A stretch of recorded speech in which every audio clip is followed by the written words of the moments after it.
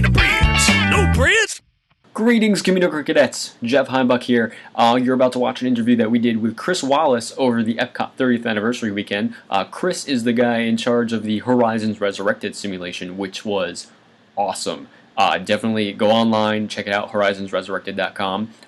Just wanted to say, if you're listening to this, you might be better off going to communicoreweekly.com and checking out the video, because I do have clips from the ride through itself interspersed with the interview. So thank you to George and Martina and Leonard for letting me film them do the ride so you guys can see it too. It's really cool. You should definitely check it out. Also, sorry about the sound. It's a little weird at times. We were filming the interview in the lobby of the Contemporary Conference Center, even though it was like, I don't know, midnight, and people were still walking around and giving food, and there was jazz music. I don't know what was going on. It was a crazy night. But it was awesome.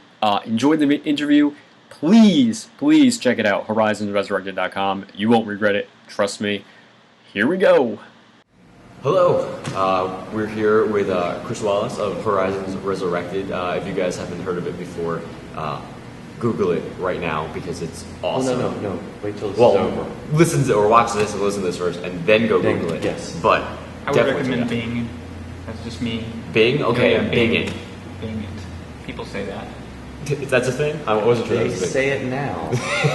Anyway, so George and I just did Horizons Resurrected, and I thought it was fantastic. What do you think? I thought it was fantastic as well. Such an amazing experience to, don't want to give away too much, but to essentially ride a virtual version of Horizon and be there and remember it and just, okay, I'll stop for a second. Catch my breath. Oh. Yes, I'm like, God. a little bit clumped right now, and what else can we run into? But, of course, I guess the first thing is, we know why you're doing this because we've seen it, but why?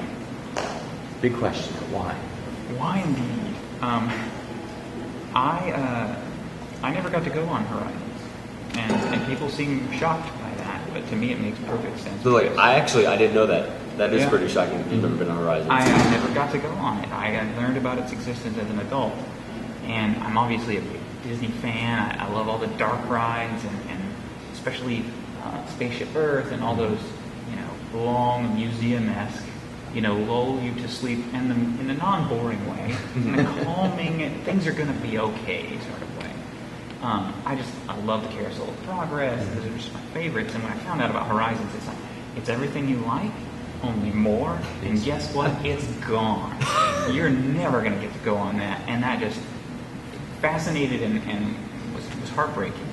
And so I started doing this for my own benefit, because I'm like, I can watch ride-through videos, but so much of it is dark. It's all on VHS. It was in the 80s, so the video quality is just terrible. And I would watch ride video after ride video, and I really just didn't feel like I had a sense for what it was like. And so I started modeling just individual scenes. And then I said, well, if I can do a couple of individual scenes, maybe I'll start stringing them together.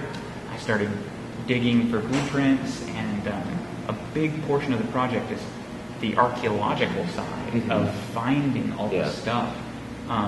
And as I have gotten farther along, more and more people have been following it.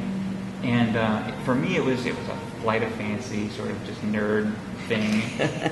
But then I started getting emails from people going, oh, thank God you are doing this. You have no idea what this means to me. Please don't go to the wayside, like the Toad recreation, all the other recreations. And so I realized there's going to be thousands of people who want to murder me if I don't continue doing this. And so it's basically pressure. I don't actually gain any sort of pleasure from doing this anymore. It's a burden.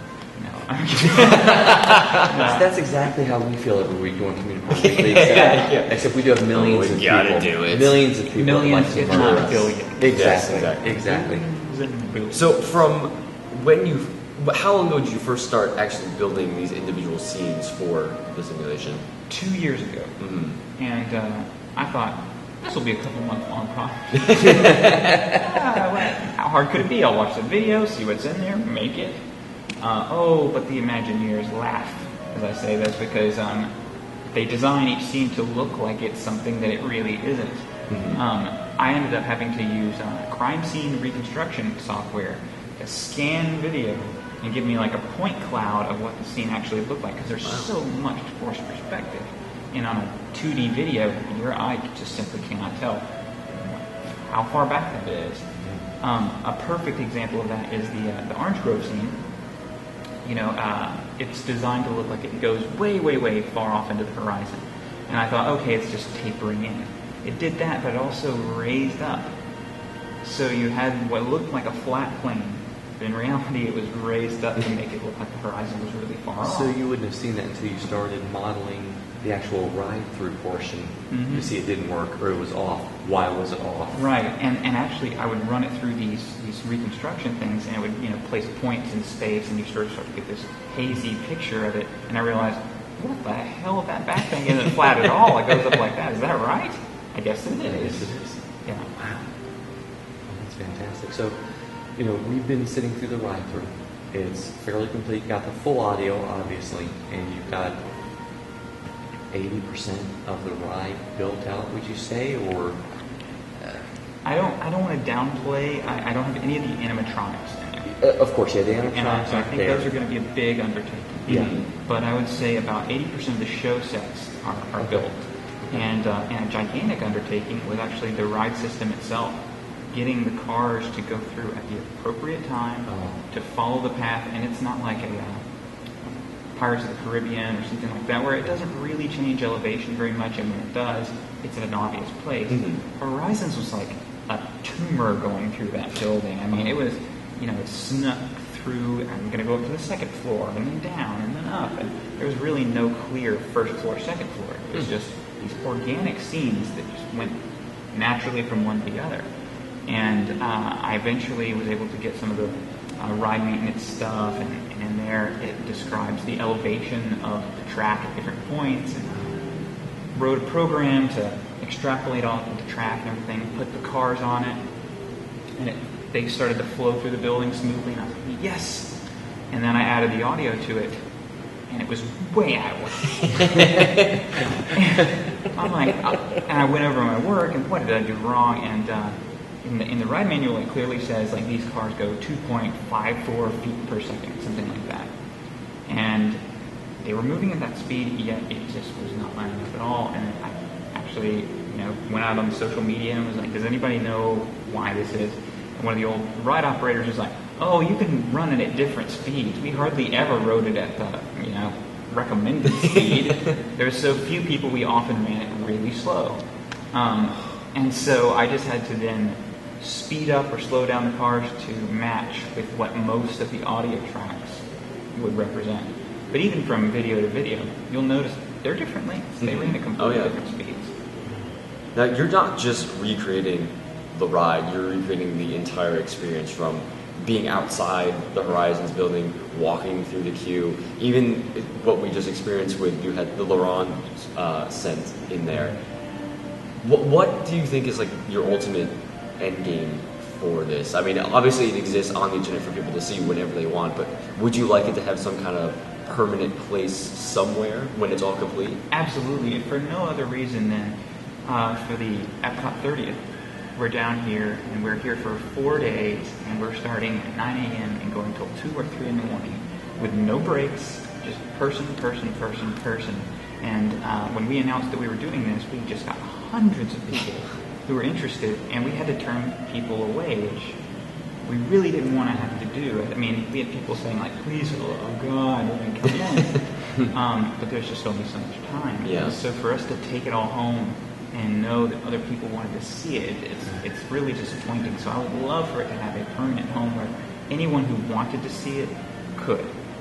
And hopefully that isn't, you know, complete out of the realm of possibility. I think that the sheer interest that people have shown in this, and we've captured some of people's reactions that are genuinely heartfelt and moving, some of the emotional connections people have to this experience.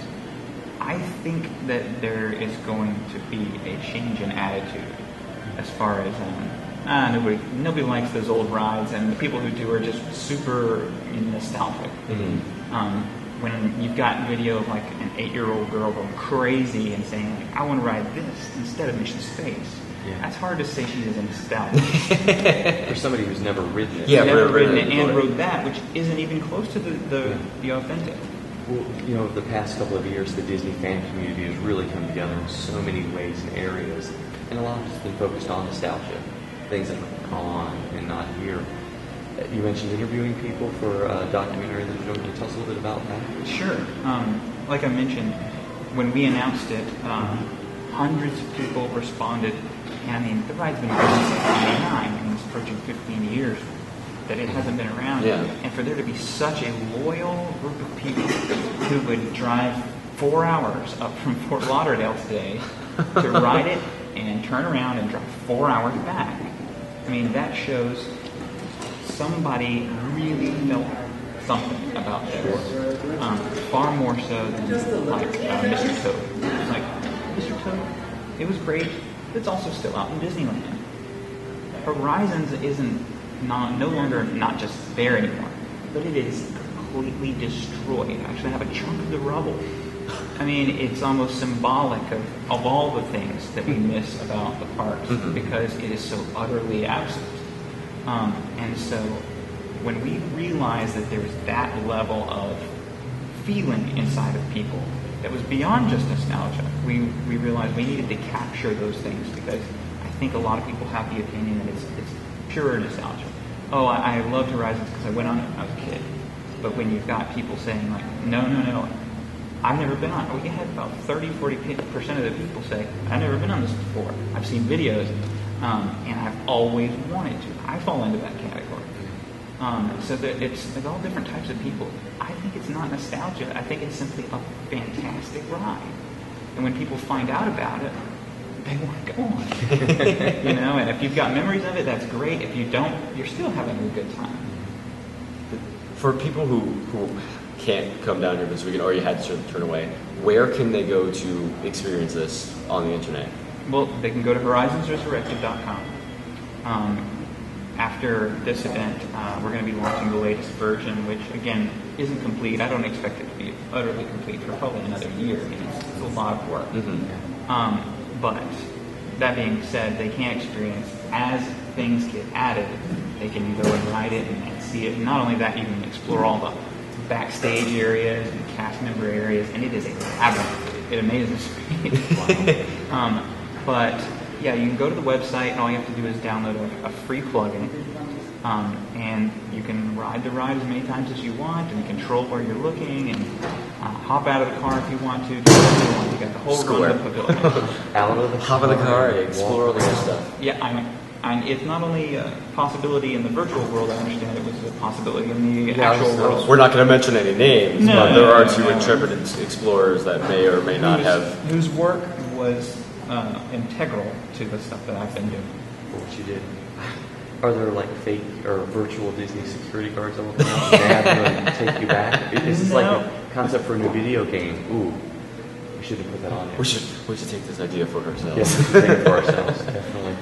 Well, what's next besides working on this massive project, getting it finished up? Are you going to try to bring it out some more, let other people see it? Absolutely, and on one hand, there is the content creation side. I want to make it as authentic and complete as possible. And a lot of that translates to the web experience. But on the experiential side, the stuff that would happen at events like this, I want to create and use this as a catalyst to sort of hone and refine the mechanism to bring these experiences to life and continually make them better. That whole EPCOT, the 21st century begins in 1982. Well, we still don't have a holodeck, and we're actually living in the 21st century, and I think that's a travesty. So I'm doing my best to build a holodeck that is exclusive to theme park attractions. Okay. So yeah, I mean, even after this event, I really like the way that it's working out, and people seem to react really positively to it. But I'm sitting there watching it and going, oh, I can make this so much better. Yeah. So is it just tweaking scenes, adding more things? You mentioned the animatronics weren't ready yet, weren't available, more issues, more problems. And what do you think is going to be the biggest challenge? His biggest challenge is standing behind me at my house when I'm watching it spraying the orange when we're going Yeah, through that's gonna get old. the orange It's grove. gonna get old, but I'm willing to do it. We have it on camera. He's coming. Sold. Because you have to do it once before you go to work. Yeah. When you get home, before you go to bed. Yeah, okay. I can get in the backpack and just ride around. That's fine. I'm It's okay just with that. Rabel. I'll carry you around. I need it now. No, I think the biggest challenge is going to be some of the show sections. I have almost no technical documentation for. And then I fall back to photo reference and video reference. And the sea castle section, once you go under the water, is very, very dark. And there is some really cool special effects and forced perspective, combination of lighting effects and rear projection stuff. It makes it very difficult to tell where do the sets stop and the backdrops begin, and actually how big is this? It looks huge, but is it actually this big? It's all very difficult to tell, and so that's been the section of the ride that's sort of on the back burner the most. So I need to give it some TLC and bring it up to par. Because I love that section, the whole underwater stuff. It's just fantastic. Everybody loves Music Verde. I think I prefer the Sea Castle stuff. I always chose the space one, so this time I chose the desert for this version. And I have to admit the setup was amazing.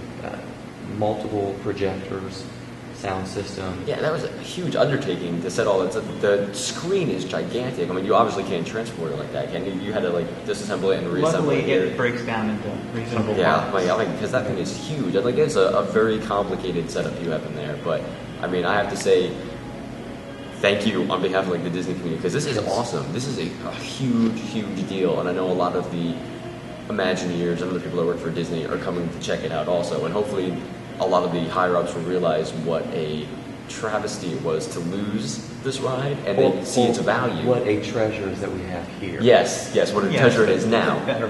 Yes, That's a better way to exactly. think about it, So hopefully they can, do something and maybe use you to help bring it back in some way. I would love that. This is what I do for fun, and it's what I do for my work, so I absolutely love to expand this out of a hobby and do it to more something that as many people can experience it as possible.